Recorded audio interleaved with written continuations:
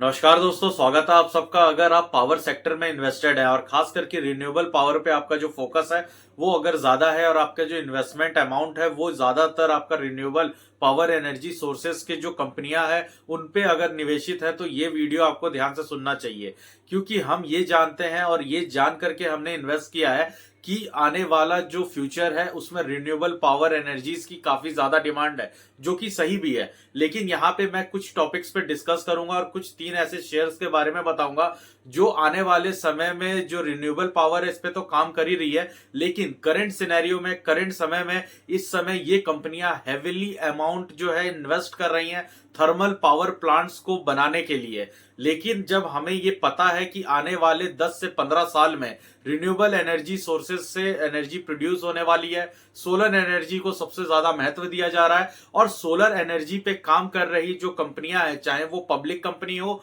या जो प्राइवेट कंपनियां हैं, इनमें हम इन्वेस्ट कर रहे हैं, इनके शेयर्स को हम ले रहे हैं, तो क्या हमें ये जानना जरूरी नहीं हो जाता है कि अगर जिस कंपनी में ये सोच के हमने इन्वेस्ट किया है कि ये कंपनी आने वाले समय के रिन्यूएबल एनर्जी, चाहे वो सोलर एनर्जी हो या विंड एनर्जी, इसके ऊपर अपना निवेश बढ़ा रही हैं। और हम खास करके पिछले अगर जो निवेशक है, जिन लोगों ने फॉसिल फ्यूल से निकलने वाली एनर्जीज को, जो लोग कोल इंडिया जैसी कंपनियां, एनटीपीसी जैसी कंपनी, या वो कंपनियां जो लोग थर्मल पावर प्लांट से सबसे ज्यादा एनर्जी प्रोड्यूस अभी की भी डेट में कर रही हैं, उसमें से अपनी हिस्सेदारी, अपना निवेश कम करते हुए रिन्यूएबल एनर्जीज के तरफ हम जा रहे हैं। लेकिन एक चीज हमें समझनी पड़ेगी, कुछ डाटा ऐसा पेश करता हूं मैं आपके पास।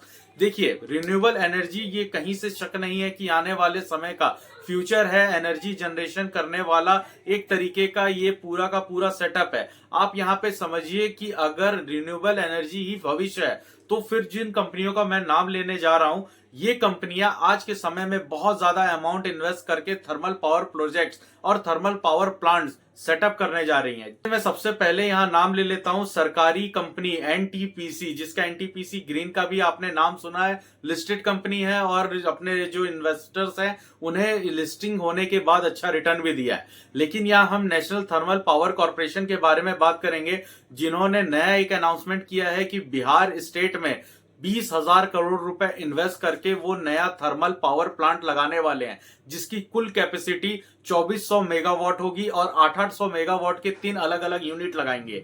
लेकिन हमें ये समझना है कि अभी से जो बिहार स्टेट है जहां पे ये थर्मल पावर प्लांट लगाने वाले, वहां पे ऑलरेडी 2300 मेगावाट का प्लांट इनका चल रहा है। लेकिन ये बिहार राज्य सरकार के साथ मिलकर ये प्लांट लगा रहे हैं, क्योंकि नियरेस्ट झारखंड पड़ता है और वहां से कोल्स की जो डिमांड है, कोल्स की जो सप्लाई है वो पूरी तरह से हो पाएगी। इसी तरीके से अगर मैं बात करूं तो एनएलसी इंडिया, जो कि ओडिशा राज्य में 16,000 करोड़ रुपए इन्वेस्ट करके वहां पे 3200 मेगावाट का जो प्लांट है वो सेटअप करने जा रही है। इन दोनों ही कंपनियों का जो इन्वेस्टमेंट है 2030 तक, मतलब अगले 5 साल में इनका प्लांट सेटअप हो जाएगा। तो और भी जैसे कि भेल है, इसके बारे में भी आपने न्यूज पढ़ा होगा। BHEL, Bharat heavy electronics limited, इसने महाराष्ट्र सरकार के साथ एमओयू साइन किया है, जिसमें 8,000 करोड़ रुपए के एक इन्वेस्टमेंट के साथ महाराष्ट्र में एक थर्मल पावर प्लांट ये लगाने जा रहे हैं।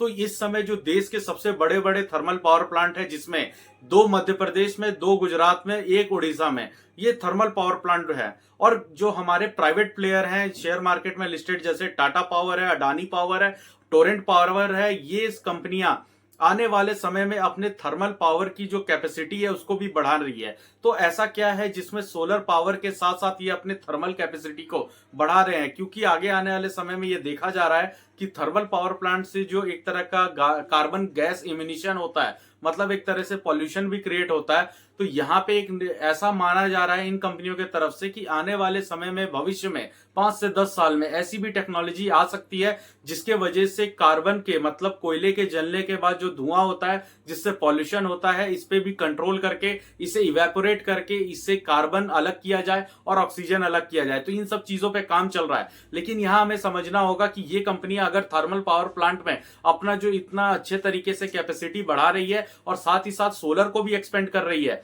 तो हमारा जो इन्वेस्टमेंट है वो किधर होना चाहिए। देखिए, अपनी इन्वेस्टमेंट को आप ऐसी कंपनी में रखें जो दोनों ही फील्ड में, चाहे वो थर्मल पावर प्लांट हो या फिर सोलर एनर्जी से हो या फिर विंड एनर्जी। देखिए, यहाँ पे समझना ये है कि अगर सोलर एक सक्सेस एनर्जी प्रोड्यूस करने वाला इक्विपमेंट है, लेकिन इसमें दिक्कत ये है कि जब थर्मल पावर प्लांट जब ये लोग अपने एनर्जी को प्रोड्यूस करते हैं, इलेक्ट्रिसिटी प्रोड्यूस करते हैं, तो जब जैसी डिमांड होती है उस तरीके से ये पावर का जनरेशन करते हैं। मतलब आधे भारत में जब विंटर सेशन चलता है तो एनर्जी की डिमांड कम हो जाती है, तो कंपनियां उस हिसाब से कोल का प्रोडक्शन, कोल का जो बर्निंग इफेक्ट है वो करके एनर्जी प्रोड्यूस करती है, और जब डिमांड कम हो जाता है तो उस स्ट्रक्चर को, उस प्रोसेस को वो स्लो कर देते हैं। लेकिन सोलर एनर्जी में दिक्कत यह है कि वो उसमें कोई ऐसे बाउंडेशन नहीं है, रेगुलेटरी नहीं है जिसके वजह से पावर जनरेशन को स्लो किया जाए। जितने नंबर ऑफ आपके पैनल्स होंगे, जितने नंबर ऑफ किलोवाट के पैनल्स होंगे, वो उसी हिसाब से अपना जो एनर्जी प्रोडक्शन है उसे तैयार करेगा। अगर आपको इन केस डिमांड बढ़ जाती है, बिजली की डिमांड जैसे आने वाले समर सीजन में आप देखेंगे कि इन गर्मियों में जो बिजली की डिमांड है ये काफी ज्यादा बढ़ जाएगी। जो पावर कंपनियों का जो कैपेसिटी है ये अपने फुल कैपेसिटी पे काम करने लगेंगे। पावर कंपनियों का जो रेवेन्यू होगा, जो प्रॉफिट्स होगा, वो भी इस साल में बढ़ने लगेगा और विंटर में फिर कम हो जाता है। लेकिन यहाँ पे सोलर के साथ प्रॉब्लम ये है कि आपने जितने नंबर ऑफ पैनल्स इंस्टॉल किए हैं उतनी ही यूनिट ऑफ एनर्जी आपको मिलती रहेगी। अगर आपको उस समय, जैसे रात का समय चल रहा है या फिर किसी सिटी में इस समय अगर इलेक्ट्रिसिटी की डिमांड कम है, तो आप सोलर पैनल से बनाए हुए इलेक्ट्रिसिटी को वेस्ट कर देते हैं। क्योंकि देखिए, इलेक्ट्रिसिटी एक ऐसा कंपोनेंट है जिसका स्टोरेज नहीं हो सकता है, ये सिर्फ ट्रांसमिशन हो सकता है। मतलब आप जनरेट करें और उसे ट्रांसमिट करके, डिस्ट्रीब्यूट करके जहां डिमांड की जरूरत है वहां आप सप्लाई करें।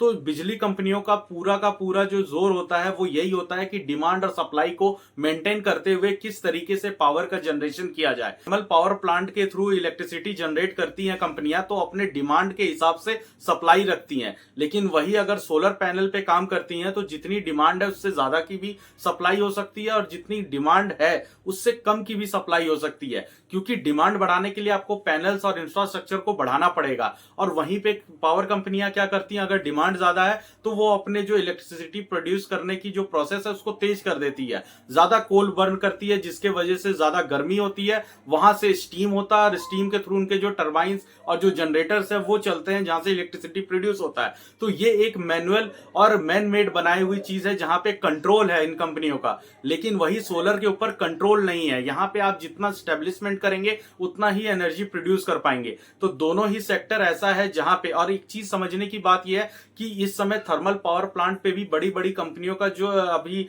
तक फोकस है वो ज्यादा क्यों है, जिसमें जेएसडब्ल्यू भी एंट्री कर चुका है। अभी आपने एक चीज देखा होगा कि जेएसडब्ल्यू ने एनर्जी सेक्टर में नए नए प्लांट्स तो लगा ही रहा है, और जो जिंदल स्टील है इसने भी अनाउंसमेंट किया है कि 16,000 करोड़ रुपए का ये स्टील प्लांट सेटअप करेंगे। और ऑब्वियस सी बात है, स्टील की डिमांड आने वाले समय में जो इंफ्रास्ट्रक्चर में डिमांड होगी स्टील की काफी ज्यादा होगी, चाहे वो टाटा स्टील हो, सेल अथॉरिटी ऑफ इंडिया हो या फिर जिंदल स्टील हो। स्टील की भी मैन्युफैक्चरिंग और इसके प्रोडक्शन में सबसे ज्यादा अगर यूज होता है तो वो एनर्जी, इलेक्ट्रिसिटी प्लस कोल का होता है, जहां पे कोल इंडिया जैसे शेयर्स को आने वाले समय में सबसे ज्यादा फायदा होगा। वैसे भी कोल इंडिया अपनी जो कैपेसिटी है, प्रोडक्शन कैपेसिटी, इसको बढ़ाना चाह रहा है। 30% से ज्यादा का कोल विदेशों से इंपोर्ट किया जाता है। वो इंपोर्ट इसलिए नहीं है कि हमारे से कोल सस्ता मिलता है, वो इसलिए इंपोर्ट किया जाता है क्योंकि इस समय जो total capacity of coal production from mine है ये बहुत ही कम हो चुका है। यहाँ पे बाहर से इसलिए मंगाया जा रहा है क्योंकि पूरी प्रोडक्शन कैपेसिटी को फुलफिल करने के लिए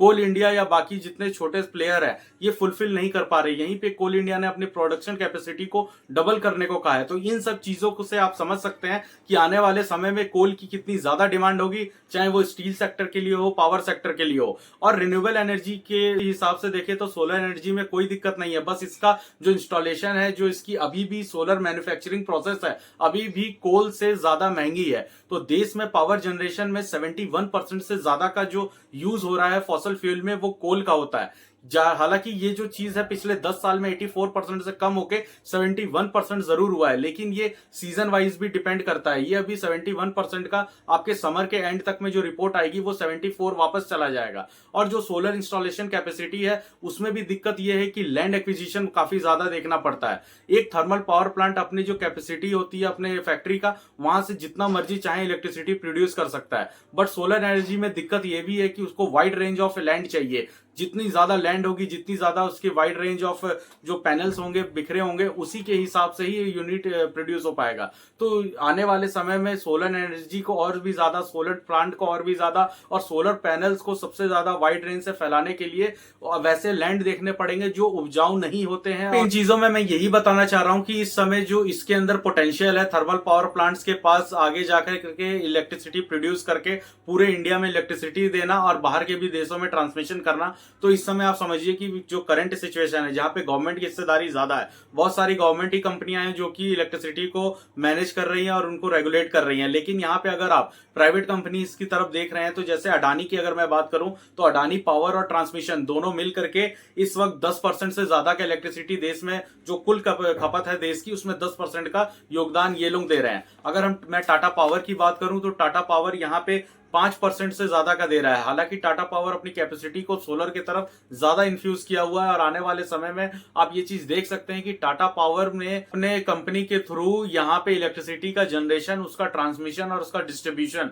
और एंड यूजर मतलब मैन्युफैक्चरिंग से लेके इलेक्ट्रिसिटी प्रोड्यूस से लेके इलेक्ट्रिसिटी डिस्ट्रीब्यूट करने तक का जो सारा प्रोसेस है वो सिर्फ टाटा पावर के ही अंदर होता है। आने वाले 5 से 10 साल में जब तक इलेक्ट्रिसिटी स्टोरेज की कोई नई मॉड्यूल नहीं बन के आता, तब तक ये कंपनियां नए नए थर्मल पावर प्लांट्स को सेटअप करके और नया इलेक्ट्रिसिटी और जनरेट करने की ही तैयारी कर रही है, जिसके वजह से इतनी सारी आपको इलेक्ट्रिसिटी और थर्मल पावर प्लांट के नजरिए पे आपको देख सकते हैं कि इतने सारे इन्वेस्टमेंट ये कंपनियां कर रही हैं। क्योंकि हमारे देश में कोल की कोई कमी नहीं है, खुद ही माइंस इतने सारे हैं, वो उड़ीसा, झारखंड और बिहार तक ये माइंस फैला हुआ है। तो ये चीजों को समझ के इलेक्ट्रिसिटी कंपनियां इस समय थर्मल पावर प्लांट्स पे अपना जो फोकस है वो ज्यादा बना करके रखी हुई है। दोस्तों, ये तो था पावर सेक्टर से जुड़ा हुआ कुछ इन्फॉर्मेशन। अगर आपको ये चीजें अच्छी लगी तो आप वीडियो को लाइक करें, चैनल को सब्सक्राइब करें। दोस्तों, मिलते हैं अगली वीडियो में और भी इन्फॉर्मेटिव न्यूज के साथ। नमस्कार।